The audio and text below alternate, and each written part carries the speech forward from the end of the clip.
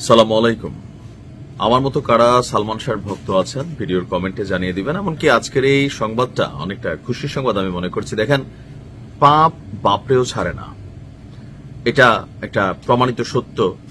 1 বছর 2 বছর না, 29 বছর পর আমাদের প্রয়াত চিত্রনায়ক সালমান শাহকে হত্যা করে যারা বাংলাদেশে রাজার জীবন যাপন কাটাচ্ছিলেন, সেই 29 বছর পর তাদের কপালে প্রত্যেকেরই শনি লাগলো। আমি ধন্যবাদ দেই আজকে আমাদের পুলিশের যে অ্যাক্টিভিটিসটা সামনে এসেছে। ইতিমধ্যে সন্দেহভাজন বা মূল আসামিদের মধ্যে যারা আছেন 11 জন, আলোচিত ক্যারেক্টারের মধ্যে আছে সালমান শাহর স্ত্রী সামিরা। তবে আমি যতদূর ওনার সম্পর্কে তথ্য জানি বা যতটুকু গণমাধ্যমে আসছে, তিনি দেশের বাহিরে কিন্তু বসবাস করেন। তবে দেশে থাকা অনেকেই, বিশেষ করে খলনায়ক ডন সালমান শাহর খুব কাছের বন্ধু, কিন্তু তিনি তাকে মৃত্যুর যে 12 লক্ষ টাকার লেনদেন বহুত কিছুতে এই লোকটা কানেক্টেড হয়ে গেল। এখন জানি না তিনি আসলে কতটুকু প্রকৃতপক্ষে অপরাধী বা অপরাধী না, সেটা আদালত প্রমাণ করবে। তবে এদের বিচার হওয়া জরুরি। আর এই বিচারের কাজকে নিশ্চিত করতে আমরা দেখলাম যে এই যে 11 জনের বিরুদ্ধে হত্যা মামলা হয়েছে, সেই মামলার যারা আসামি আছেন তারা যেন কোন রকমই এই মুহূর্তে বাংলাদেশ ছেড়ে পালাতে না পারে, সেই জন্য একটা ব্যবস্থা নিয়েছে পুলিশ। আর আসামিদের দেশ থেকে ঠেকাতে ইমিগ্রেশন কর্তৃপক্ষকে সেই 11 জনের যাদের বিরুদ্ধে মামলা হয়েছে তাদের ছবি দিয়ে আপনার ইমিগ্রেশন কর্তৃপক্ষকে নোটিশ পাঠিয়ে দিয়েছে পুলিশ।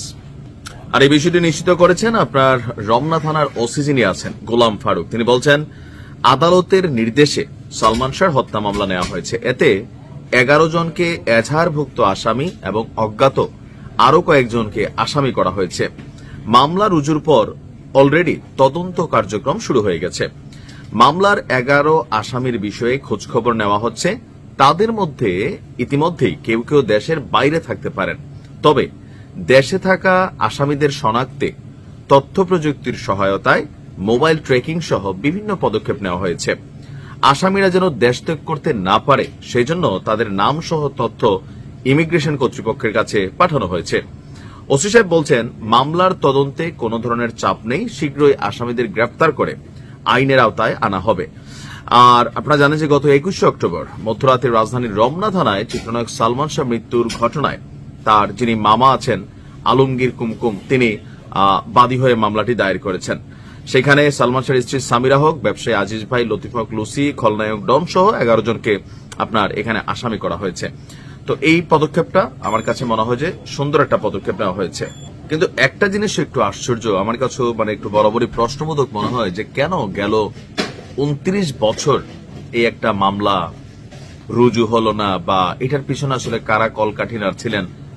যাই হোক, দিন শেষে বড় কথা হচ্ছে সত্য সমাগত, মিথ্যা বিতাড়িত। তবে আমরা মনে করি যারা প্রকৃত অপরাধী তাদের শাস্তি হওয়া উচিত। আর যদি এখানে কারো নাম এমনিতে ঢুকে যায়, থাকে না হিংসা প্রতিহিংসা বিভিন্নভাবে সন্দেহ থেকে, নিরপরাধ মানুষ যেন সাজা না পায়। ভালো থাকুন।